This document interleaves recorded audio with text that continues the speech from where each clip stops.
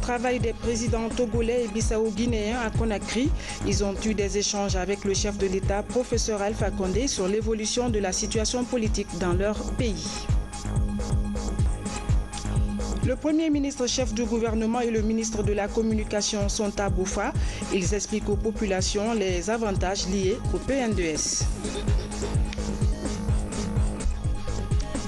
L'UCEL prend fonction. Cette unité chargée de la sécurisation des élections compte déployer 24 000 gendarmes et policiers pour quadriller tous les bureaux de vote pour le scrutin de dimanche. Mesdames et messieurs, bonsoir et bienvenue à tous. Coopération, les présidents togolais et bissau-guinéens étaient à Conakry ce vendredi. Une visite d'amitié et de travail qui s'inscrit dans le cadre du renforcement des relations entre les pays de la sous-région. Ils ont été accueillis par le chef de l'État, professeur Alpha Condé. En toile de fond, l'évolution de la situation politique dans ces deux pays de l'Afrique de l'Ouest. Le cérémonial d'arrivée avec Mahmoud Bari. C'est le chef de l'État, professeur Alpha Condé, qui a accueilli les présidents de la Guinée-Bissau, José Mario Vaz, suivi du Togolais Faure Gnassingbé, tous venus conférer avec le professeur Alpha Condé sur la situation politico-sociale qui prévaut dans ces deux États de l'Afrique de l'Ouest, secoués par des séries de crises. Professeur Alpha Condé, médiateur dans ces pays, multiplie les approches et les actions pour un retour à la paix, mais aussi à la quiétude sociale. Avec plus d'1,7 million habitants, la Guinée-Bissau connaît de sérieux problèmes internes. Professeur Alpha Condé et José Mario Vaz vont réfléchir pour la mise en œuvre de différents accords signés à Conakry. En tant que président en exercice de la CEDEAO, le président Faure Gnassingbé mettra son séjour dans la capitale guinéenne à profit pour écouter les conseils du président guinéen quant au retour à la paix dans son pays de 7 millions d'habitants environ.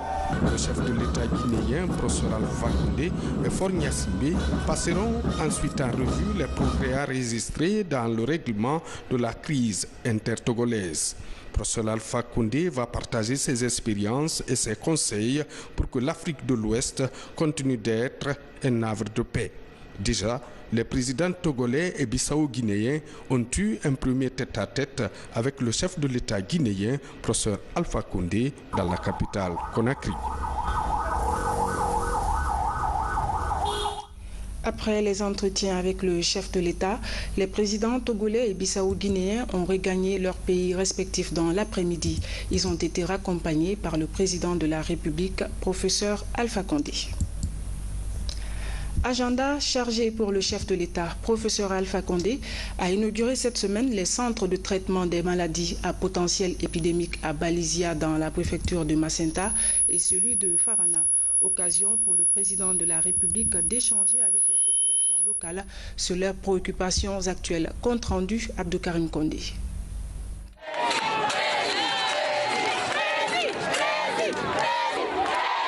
Le chef de l'État a été reçu au stade préfectoral Ben Bella de Macenta par les Dinois de Kola et un boubou traditionnel par les sages de la localité, comme l'exige la coutume, après l'inauguration du centre de traitement des maladies à potentiel épidémique. Capitaine Dobo Sowogi, président du conseil des sages de la préfecture de Massata, a remercié le président de la République pour tout ce qu'il fait pour le développement de la préfecture de Massanta. C'était en présence du patriarche de Massanta, Gaou Massakoy-Bodi. Excellence, Monsieur le Président de la République, chef de l'État, au nom de la population de Massanta, au nom des sages, au nom des femmes, au nom des hommes, au nom des enfants, nous vous souhaitons la bienvenue à Macenta. Nous sommes heureux de vous voir ce jour à Macenta avec nous pour un jour heureux qui arrive, les élections. Président, nous vous offrons les 10 mois de Kola pour la bien et en vous souhaitant la bienvenue parmi nous. Et bon séjour en très bonne santé à Macenta. Vous êtes chez vous. Après le discours de bienvenue du préfet de Massanta, le président de la République, professeur Alpha Condé, a demandé à la population de Massanta de doubler d'efforts pour que notre pays reprenne sa place de leader des pays producteurs de café et cacao. Avant-hier, au temps des Blancs, c'est la Guinée qui avait le meilleur avenir. Café, c'est nous, c'est pas la Côte d'Ivoire. Cacao, c'est nous, c'est pas la Côte d'Ivoire. L'ananas, c'est nous, c'est pas la Côte d'Ivoire. Pourquoi nous on est descendus et la Côte d'Ivoire est montée? Pourquoi? Aujourd'hui, nous avons lancé de nouveau les cultures de rente. Nous avons fait venir du café. Nous avons fait venir du cacao Mercedes. Pourquoi on dit cacao Mercedes? Enfin, le cacao normal, il faut 5 ans pour qu'il produise. Le cacao Mercedes commence à produire au bout de 18 mois. Donc ça veut dire que si vous faites aujourd'hui le cacao Mercedes, 18 mois après, vous commencez à vendre votre cacao. Mais si moi je fais les pépinières, j'amène le café de cacao, mais si vous ne travaillez pas, ça servira à quoi? Alors, nous sommes en train de mettre à votre disposition, dans 2 mois, nous allons faire la journée des paysans à Zéro-Corée, pour montrer tout ce que nous sommes en train de faire pour mettre à l'édition des paysans. Les paysans ont besoin de tracteurs et de moissonneuses-batteuses. Comment les aider? Nous allons faire un système. J'ai commandé des tracteurs, j'ai commandé des moissonneuses-batteuses. Nous allons privatiser, prendre des sociétés qui vont gérer ça. C'est-à-dire, si Toupou a 10 hectares, il veut cultiver, il loue. Mais comment? On a mis sur le tracteur et sur le moissonneur-batteur le GSM. Ça veut dire pour louer, tu loues par Orange Money. Pourquoi? Parce que quand tu donnes l'argent aux gens de l'agriculture, ils détournent. Mais quand c'est Orange Money, on ne voit pas l'argent. Comme les paysans pauvres, même si le prix n'est pas élevé, comme les paysans pauvres ne pourront pas toujours louer, le gouvernement va les accompagner dans un premier temps pour louer pour eux, jusqu'à ce qu'ils aient les moyens de louer eux-mêmes. Mais si le paysan cultive, il lui faut des moissonneuses-batteuses. Parce que vous ne pouvez pas récolter avec la main. Si vous regardez la télévision, j'ai fait venir 120 moissonneuses-batteuses dernièrement qui sont à Bouquet, nous allons compléter. Et toutes les sous-préfectures vont avoir les tracteurs et les moissonneuses-batteuses afin qu'ils aient les moyens de cultiver désormais. Voilà ce que nous allons faire pour les paysans afin que la Guinée devienne le grenier comme les Blancs l'avaient voulu. Riz, café, cacao Mercedes. Mais nous avons ce qui marche bien à Dieké. Nous voulons reproduire ce qui part dans la plupart des régions où on peut produire des palmiers.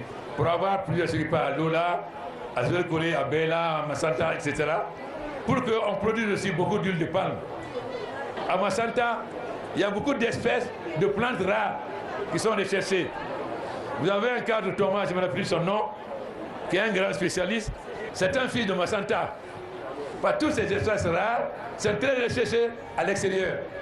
Mais si nous l'exploitons, c'est une richesse pour Massanta. Et c'est un de vos fils qui a trouvé ça, qui m'a montré. Donc, si nous voulons travailler, la Guinée peut aller loin. Mais cela n'est pas possible si on n'est pas unis. Le président de la République, professeur Alpha Condé, a commencé par l'inauguration de l'hôpital régional de Farana. Il l'avait promis quand la Guinée était frappée par la fièvre hémorragique à virus Ebola, une période sombre qui a endeuillé beaucoup de familles. Le malheur a été transformé en opportunité par le président de la République et c'est l'objectif de sa tournée à l'intérieur du pays. Excellence, Monsieur le Président de la République, votre présence à Farana, qui n'est en fait que la suite logique de vos visites précédemment effectuées, est perçue par les laborieuses populations de la cité qui a vu naître le premier président de la République indépendante de Guinée, votre frère, Feu Ahmed Sékou Touré. Comme une marque de l'attention particulière que votre Excellence porte sur Farana, malgré les multiples charges qui sont actuellement les vôtres, vous avez décidé de venir à Farana. pour partager avec vos laborieuses populations les préoccupations qui sont les leurs. Je voudrais également saisir l'opportunité que m'offre votre visite pour exprimer à votre endroit, ainsi qu'à l'endroit de votre gouvernement, la sincère reconnaissance et la profonde gratitude des populations de notre région en général et de la préfecture de Farana en particulier, pour les nombreux actes que vous avez posés au plan économique et social et qui ont sensiblement contribué à l'amélioration de leurs conditions de vie. Le bitumage de voiries urbaines, l'électrification de nos villes et chefs-lieux des sous-préfectures, à travers la mise en place des lampadaires, la réalisation des forages, le désenclavement de certaines zones de production, la reconstruction et la modernisation de la cité du Niger, la construction du grand marché de Farana, la construction du centre de traitement de maladies épidémiologiques que vous venez d'inaugurer et la construction de la grande mosquée. Le président de la République, professeur Alpha Condé, est revenu sur la crise d'Ebola que le pays a connue avant d'inviter la population de Farana au travail et à l'unité nationale. Femmes de Farana, jeunes de Farana, vous savez à quel point Ebola a fait souffrir la Guinée. Pourquoi Ebola nous a fait souffrir? Parce qu'on n'avait pas un bon système de santé. Alors, nous ne voulons plus qu'une autre épidémie puisse nous faire souffrir. C'est pourquoi le gouvernement a pris l'initiative de construire des centres de santé améliorés dans toutes les sous-préfectures de Guinée. Je dis bien dans toutes les sous-préfectures de Guinée et d'améliorer les centres hospitaliers dans les chefs-lieux de préfecture. Donc ma tournée, c'est pour inaugurer ces centres de santé afin de les mettre à disposition des populations. Nous ne voulons plus que les femmes enceintes soient obligées de quitter les sous-préfectures pour venir à la préfecture. Nous voulons que les maladies épidémiques puissent être soignées dans les sous-préfectures. Voilà pourquoi nous avons mis à la disposition des populations ces centres de santé. Mais je ne peux pas venir aussi sans vous parler de l'avenir de la Guinée. Vous savez, lorsque je suis devenu président, je vous ai dit que j'ai hérité d'un pays, pas d'un État. Nous étions endettés pour des milliards de dollars, de l'argent qui n'a servi à rien. Donc, il fallait d'abord nous battre pour qu'on se sorte de cette situation. Parce que quand tu es endetté, tu es comme un esclave. Grâce à votre soutien, nous avons réussi. Malheureusement, l'Ebola est venu après mettre à terre nos efforts. Aujourd'hui, la Guinée est repartie de bon pied. Je suis venu vous dire d'avoir confiance à la Guinée, à l'avenir de la Guinée. Mais il n'y a pas de route en Guinée. Alors, comment pouvoir faire des routes? L'année dernière, nous avons signé un partenariat stratégique avec la Chine qui a mis à notre disposition 20 milliards de dollars, j'ai bien 20 milliards de dollars, afin que nous puissions faire les routes, les chemins de fer et l'agriculture. Voilà pourquoi, de cette année aux autres années à venir, nous allons goudronner la plupart des routes de Guinée et aussi désenclaver des zones de production agricole. Mais la Guinée a un grand problème. La Guinée, comme toute l'Afrique, c'est l'emploi jeune. Les populations africaines sont jeunes. En Afrique, 7 personnes sur 10 a moins de 30 ans. Donc le grand problème, c'est l'emploi jeune. C'est pourquoi l'année dernière, à l'Union africaine, nous avons pris comme thème investir dans la jeunesse. Concrètement, comment nous allons investir dans la jeunesse? En mettant la jeunesse au travail. Donc, nous avons décidé de créer partout des groupements d'intérêt économique qui regroupent les jeunes. Et on va mettre à la disposition un certain nombre d'enseignements de travail. Nous avons fait venir de Chine et du Brésil des décortiqueuses de riz. Chaque décortiqueuse peut transformer 4 tonnes de riz paddy en riz net par jour. On va mettre ça à la disposition des jeunes afin qu'ils transforment le riz paddy en riz net et que ces revenus les servent de moyen de vivre. Mais cela n'a pas suffi. Nous avons fait venir aussi des machines pour le maïs. Nous avons fait venir des boulangeries conteneurs. Chaque boulangerie conteneur peut faire 4000 pains. Vous savez qu'on n'a pas beaucoup de bons pains en Guinée. Donc, nous allons mettre à disposition des jeunes tous ces instruments de travail. Et nous devons féliciter les artisans de Farana. Ils nous ont fait honneur. En effet, j'ai lancé une grande campagne pour le fonio. Pourquoi? Le fonio n'a pas de gluten. Donc c'est un aliment qui est extrêmement important pour les diabétiques et les gens qui ont l'hypertension. Mais vous savez, le fonio est très difficile à travailler. Elle fait souffrir les femmes. Grâce aux artisans de Farana, nous avons réglé ce problème. Ils ont fabriqué 2 machines. Une machine qui décortique, une machine qui pile. Donc aujourd'hui, les femmes n'ont plus de problème pour piler, il reste seulement à laver. Donc, nous avons lancé une grande campagne pour la culture de fourniture et de la sauvegarde. Aussi, nous sommes en train de fabriquer des emballages. Parce que non seulement nous allons consommer le fourniture, mais nous allons l'exporter. Parce que le fourniture est très recherché à l'extérieur. Donc je félicite les artisans de Farana, je leur demande d'accélérer. Parce qu'on a commandé beaucoup de machines, j'espère donc qu'ils vont accélérer afin que toutes les sources de Guinée et les districts qui produisent le fourniture soient dotés de ces machines. Aux femmes, j'ai vu qu'on fait de la savonification. Nous avons commandé des machines au Brésil pour faire le savon. On va vous montrer à la télévision et on va distribuer ça partout. Parce que si vous faites le savon à la main, vous ne pouvez pas faire beaucoup de savon. Avec ces machines, non seulement vous pouvez faire beaucoup plus de savon, mais sans vous faire souffrir. Donc, mon premier propos, c'est en direction des jeunes. Le deuxième, c'est en direction des femmes. Comme je l'ai déjà dit, en Guinée, les femmes travaillent beaucoup. Elles sont besogneuses, elles sont déterminées. Malheureusement, elles n'étaient pas accompagnées. Le gouvernement a décidé de les accompagner par tous les moyens. Ce que nous faisons pour le fourniture, nous faisons la même chose pour l'arachide, pour le maïs, pour les tomates. Tous les produits qui pourrissent vite, nous voulons les transformer. Avec la BAD, nous sommes en train de travailler pour l'agro-industrie. Farana a beaucoup de chance. Pourquoi?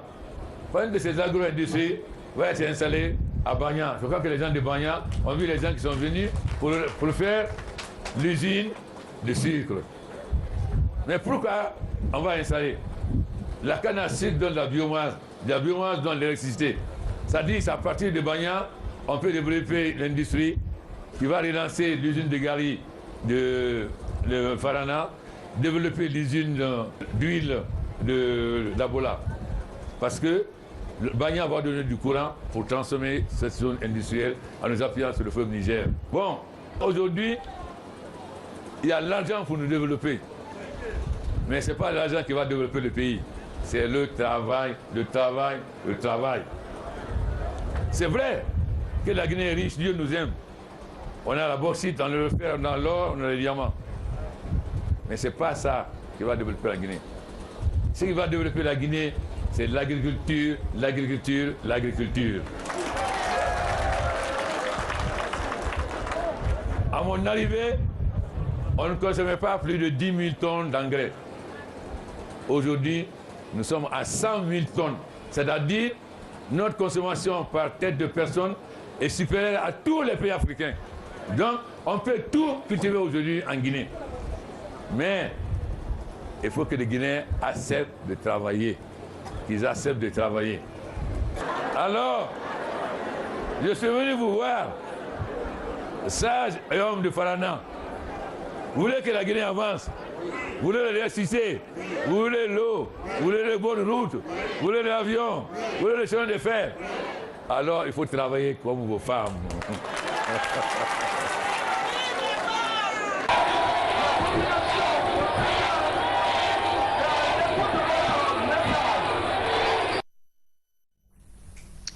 Pendant ce temps, le Premier ministre chef du gouvernement et le ministre de la Communication, parrain de la préfecture de Bofa, étaient sur le terrain. Mamadi Youla et Rachid Ndiaye ont expliqué aux populations les avantages liés au P1DS, Plan national de développement économique et social. Un plan qui prend en compte les préoccupations des collectivités à la base. Reportage Adi Kamara, Momod Salouba. À Bofa, c'est une population à l'IS qui a accueilli le Premier ministre, accompagné du ministre de la Communication, parrain de la préfecture. Toutes les couches sociales sont sorties pour réserver un accueil chaleureux à la délégation gouvernementale. Mamadi Youla et sa suite sont venus expliquer aux populations les acquis de la gouvernance Alpha Condé. Bofa est l'une des préfectures qui a bénéficié de nombreuses infrastructures sociales et économiques. C'est pourquoi les populations ont manifesté leur reconnaissance aux autorités de la Troisième République. Les réalisations qui ont été faites à Bofa, nous ne pouvons pas tout énumérer. Le président Alpha Condé a mis sa main sur Bofa. Le président Alpha Condé a eu à construire des hôpitaux modernes à Bofa. À Mankounda, à Tamita, il a électrifié la ville de Bofa. Bravo! Aujourd'hui, l'électricité est à la porte de toutes les maisons. La création et le fonctionnement de la BUFA est en cours. Le bitumage de la voirie urbaine, l'octroi des forages.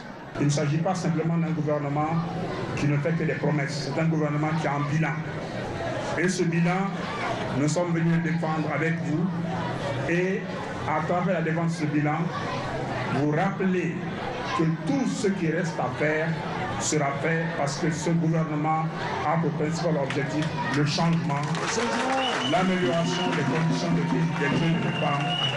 Vous êtes dans une ville qui a un très grand avenir économique et nous souhaiterons que les jeunes de Bofa soient mieux formés, qu'il y ait des centres de formation performants afin que le travail qui se présentera au Bofa revienne d'abord aux jeunes de Bofa qui trouvent du travail à Bofa. Devant une population enthousiaste, le Premier ministre est revenu sur les grandes réalisations faites ces dernières années pour améliorer les conditions de vie des Guinéens. Depuis quelques années, dans le domaine de l'éducation, dans le domaine de la santé, dans le domaine du développement rural, je vais parler de l'agriculture, mais aussi de la pêche, dans le domaine des infrastructures, que ce soit les routes, que ce soit l'électricité et bien d'autres infrastructures. Dans tous ces domaines, les résultats que nous avons enregistrés au cours de ces dernières années, depuis que le professeur Alpha Condé dirige notre pays, ici à Bofa, les résultats se passent de commentaires. Le but de sa politique, ce n'est pas de faire de la politique pour la politique, mais c'est de faire une politique qui permette aux Guinéens d'avoir de meilleures conditions de vie. Et en circulant dans Bofa, en voyant tout ce que nous voyons dans la ville de Bofa aujourd'hui, nous sommes certains que ce résultat est en bonne voie.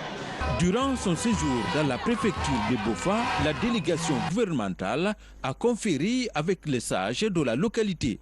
Au centre des entretiens, la paix, l'unité nationale et la cohésion sociale en Guinée. Les Guinéens se rendront aux urnes ce dimanche 4 février. Tous les acteurs impliqués s'activent pour des élections crédibles et apaisées. Les organisations de la société civile et la CENI ne sont pas en marge dans ce combat. Les deux entités sensibilisent les électeurs à travers les opérations de porte-à-porte. Compte rendu, Makemed Ouzo. La Commission électorale nationale indépendante sensibilise les électeurs pour le maintien de la paix et la cohésion sociale pendant ce processus électoral. Une mission qu'elle partage avec les organisations de la société civile. Dans la commune de Kaloum, par exemple, la Coalition nationale de Guinée pour les droits et la citoyenneté des femmes fait le porte-à-porte dans 3 quartiers. Nous avons entendu ce que la CENI vous a envoyé nous dire. Donc, ce qu'ils ont dit, c'est normal, on respecte la quiétude avant et après les élections et la tranquillité. Mais nous aussi, en tant que citoyens, nous avons une recommandation pour la CENI. Les citoyens, on se fatigue pour aller voter, on se met en rang.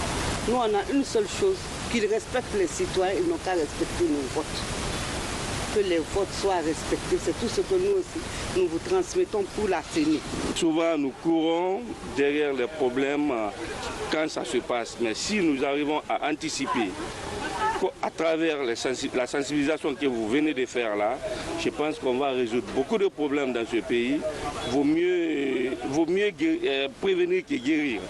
Ces jeunes volontaires mobilisent les électeurs à participer à toutes les étapes du processus électoral. Un processus qui va du retrait des cartes d'électeurs à un vote apaisé en passant par une campagne sans violence. Nous sommes sortis ce soir pour sensibiliser, informer nos populations qu'une élection n'est pas une violence. Il faut voter dans l'amiable, dans la quiétude, dans la paix. C'est ce qui va faire avancer le pays. Ce programme tire ses fondements des objectifs que l'institution s'est fixés, à savoir informer, mobiliser et sensibiliser les citoyens pour la participation inclusive du processus électoral. L'UCEL prend fonction. Cette unité chargée de la sécurisation des élections locales a expliqué ce matin sa stratégie dans le déploiement des agents. Plus de 24 000 gendarmes et policiers vont quadriller tous les bureaux de vote pour le scrutin de dimanche. Alia Kamara. Sur le tableau, les dernières informations collectées sur le terrain. L'UCEL est déjà en place. Ici, c'est le centre des opérations. C'est là que se prendront toutes les décisions sur la sécurisation des élections locales. Les agents déployés sur le terrain remonteront en temps réel les données qui seront collectées pour leur traitement avant, pendant et après le scrutin. Tout événement qui se produit, à quelque niveau que ce soit, tout de suite c'est remonté au niveau des transmissions qui met tout de suite l'information au niveau de la cellule conduite des opérations et les dispositions sont aussitôt prises pour que les unités qui sont sur le terrain interviennent rapidement. Ça peut se faire au niveau de nos démembrements comme au niveau de la population parce qu'il y a un numéro vert qui est mis à la disposition de la population partout où un citoyen, c'est le 122. 22 244 agents sont déployés au compte de ces élections. Des agents puisés dans les effectifs de la protection civile, de la police et de la gendarmerie nationale. Sur le terrain, l'UCEL, unité spéciale de sécurisation des élections, va connaître une organisation à 2 niveaux. Vous avez les unités d'intervention qui assurent le maintien de l'ordre et les unités territoriales qui assurent les missions statiques, c'est-à-dire qui sécurisent les bureaux de vote. Le jour des élections, par exemple, vous allez voir dans chaque bureau de vote, il y aura des éléments de la gendarmerie nationale et de la protection civile ou bien de la police. Vous allez les rencontrer dans chaque bureau de vote et sur l'ensemble du territoire national. À quelques heures de la tenue des élections, le commandement de l'UCEL annonce que des dispositions sont prises pour un scrutin apaisé. Les agents ont reçu des consignes strictes pour le respect des électeurs. Autre aspect de l'actualité, signature de partenariat entre Continental Group de Guinée et la coopérative U de France. L'annonce a été faite lors d'un cocktail ici même à Conakry. Les deux parties ont apposé leur signature dans le document qui permettra à ces entreprises françaises d'ouvrir une centaine de magasins en Guinée d'ici à l'an 2020. Reportage Fatimatou Diallo. Ils sont des hommes d'affaires et hauts commis de l'État à venir prendre part à cet événement qui marque le point de départ d'un partenariat entre Continental Group et la coopérative U. Un groupe spécialisé dans le commerce de détail à libre service. Il sert de pont entre producteurs et consommateurs. On vend de l'alimentaire, essentiellement, nous sommes des spécialistes de l'alimentation et nous avons une marque qui est la marque U, qui est une marque qui se veut la meilleure en France. C'est la meilleure parce qu'elle rémunère le mieux l'agriculteur, c'est celle qui est de meilleure qualité, elle respecte l'environnement et elle respecte aussi la santé.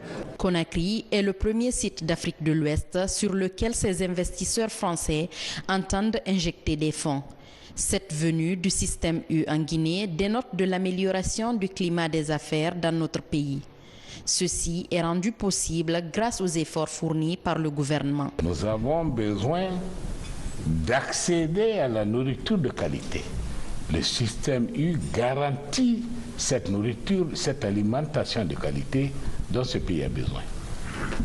Pour toutes ces raisons, je puis vous garantir que le gouvernement du président Alpha Condé sera à vos côtés pour faire en sorte que cette expérience soit positive. Cette installation et ce partenariat prouvent à suffisance que la Guinée devient de plus en plus crédible. Et vous savez, le commerce n'a pas de frontières. Une fois qu'il y a des bases d'installation des grands groupes dans un pays, comme la Guinée se présente aujourd'hui, nous verrons de plus grands groupes qui vont s'installer. Et déjà, le groupe U est un leader en France et en Europe. Déjà, 2 supermarchés sont ouverts à Conakry et à Kamsar. L'ouverture d'autres magasins est envisagée très prochainement avec à la clé la vente en ligne. Une manière de porter les... Sur un autre plan, Guinea Airlines s'apprête à lancer ses vols nationaux et régionaux. L'annonce est faite à Addis Abeba après la signature d'une convention entre la compagnie commerciale guinéenne et Ethiopian Airlines en marge des travaux du sommet de l'Union africaine. Comment se sont passées les négociations? Éléments de réponse avec nos envoyés spéciaux, Kamara Boubacar, Mohamed Lamine Solano. Airlines va bientôt voler. Annoncée pour juin 2018, la nouvelle laisse perplexe de nombreux observateurs à cause du lancement échoué en 2017 des vols du groupe Business Marketing. Un partenariat signé avec Ethiopian Airlines pour la relance des opérations de la compagnie commerciale guinéenne fait bouger des lignes. Nous allons appuyer Guinea Airlines et nous nous établirons à Conakry. Nous offrirons un service domestique et des vols sous-régionaux. To Dakar, to Lave, and we'll establish a Guinean carrier. Le lancement des vols de Guinea Airlines s'annonce dans 5 mois, alors que dans le pays, les aéroports sont morcelés. Le sujet se présente comme un enjeu majeur côté guinéen. Nous avons déjà en poche 3 avions. Il reste maintenant entendu que de notre côté, l'État doit nous aider en faisant les aéroports de l'intérieur, parce que sinon nous serons obligés de faire les vols extérieurs. Ça fait partie des exigences et des obligations de l'État. L'État est partenaire également, doit avoir un certain pourcentage dans le capital, ce qui l'amène donc à mettre la main à la poche pour mettre en état les aérogares régionaux. La compagnie dispose de 2 vols commerciaux pour les liaisons intérieures. Les premiers vols de Guinea Airlines sont attendus en juin 2018, une fois les aéroports régionaux prêts, pendant que la libéralisation du ciel africain est encouragée par l'Union africaine. Les chefs d'État ont compris qu'il faut nous donner la possibilité d'accroître les relations de coopération dans tous les secteurs, et dans celui du secteur transport aérien, c'est, disons, l'application de cette coopération qui commence par, disons, un exemple concret. La signature d'une convention entre Guinea Airlines et le groupe Ethiopian se présente comme une avancée du groupe guinéen Business Marketing dans la relance de ses activités. Un défi de taille pour la compagnie commerciale guinéenne, dont les premiers vols dans les airs sont attendus dans les prochains mois. Une nouvelle plateforme de collecte et d'analyse pour la surveillance épidémiologique vient d'être mise à la disposition du ministère de la Santé. Son objectif, collecter les informations et les remonter en temps réel au département de tutelle à travers l'Agence nationale de sécurité sanitaire. Des acteurs des 7 régions de l'intérieur du pays se sont déjà familiarisés avec ce logiciel et ceux de Conakry sont actuellement en formation. Compte rendu, Kiano Maroufba, Seydou Diallo. L'épidémie d'Ebola, une leçon pour les autorités sanitaires guinéennes. Après le passage de cette maladie qui a endeuillé plusieurs familles, beaucoup de mesures ont été prises. Des mesures comme l'installation des kits sanitaires dans les hôpitaux, la construction de centres de traitement épidémiologique et la détection rapide d'une éventuelle épidémie. Cette rencontre de Conakry vise à mettre à la disposition des autorités sanitaires un nouveau système de surveillance épidémiologique appelé DHI2. Ce système va permettre aux structures sanitaires de remonter les informations en temps réel à l'Agence nationale de sécurité sanitaire. L'outil que nous mettons à la disposition de l'ANSS aujourd'hui est une plateforme qui permet la collecte, l'analyse et la gestion des données de surveillance. Après les 7 premières régions administratives, nous sommes cette fois-ci dans la région administrative de Conakry afin que le module de surveillance épidémiologique intègre les données du SAP. Donc à la sortie de cette formation, les différents cadres au niveau des structures sanitaires et des hôpitaux vont pouvoir renseigner le SAP DHIS2 sur toute l'étendue du territoire national. Cette plateforme est aujourd'hui fonctionnelle dans les différentes régions du pays.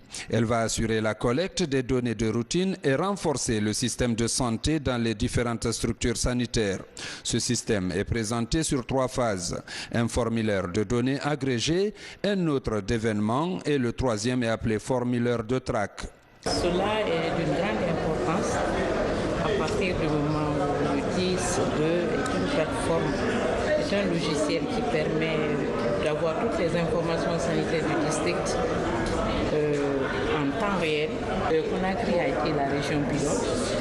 Nous avons été les premiers à utiliser la plateforme DHIS2 qui, vraiment, il faut le reconnaître, nous a aidé à améliorer nos conditions de travail, de pouvoir prendre des décisions après analyse pour améliorer l'état de santé des populations.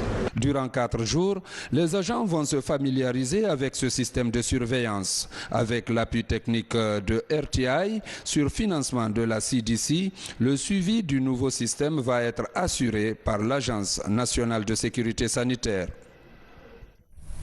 Voilà, mesdames et messieurs, ce journal prend ainsi fin. Merci à vous de l'avoir suivi. Excellente suite en compagnie de nos programmes. Bonsoir et à demain.